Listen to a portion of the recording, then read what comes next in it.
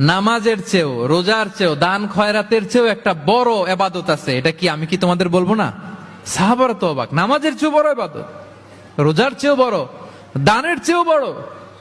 ক্বালু বালা ইয়া রাসূলুল্লাহ। সাহাবারা বললেন অবশ্যই হে নবী, হ্যাঁ আপনি বলেন সেটা কি? বিষ্ণু সাল্লাল্লাহু আলাইহি ওয়াসাল্লাম বললেন ইসলাহু যাতিল বাইন, বিবাদমান দুই গ্রুপকে মাঝখান দিয়ে যে মিলিয়ে দেয়া। নামাজের চেয়েও বড়, রোজার চেয়েও, সাদাকার চেয়েও বড়, মিলায় দেওয়া। আমরা মনে করি সেজদা দিতে দিতে কপালে দাগ ফেলে দিছি, এটাই তো বড় ইবাদত। এটা তো নিঃসন্দেহে বড় ইবাদত। আমরা মনে করি হজ করতে করতে শেষ করে ফেলতেছি, এটাই বড় ইবাদত। জিকির করতে করতে আমরা দিনরাত এক করে ফেলতেছি, এগুলো তো নিঃসন্দেহে ইবাদত। কিন্তু দুই ভাই বিবাদমান দুই গ্রুপের মধ্যে আপনি যদি মিলিয়ে দেন, এগুলো নফল রোজা, নফল দান, নফল সালাতের চেয়ে বেশি সওয়াবের কাজ। পড়েন সুবহানাল্লাহ।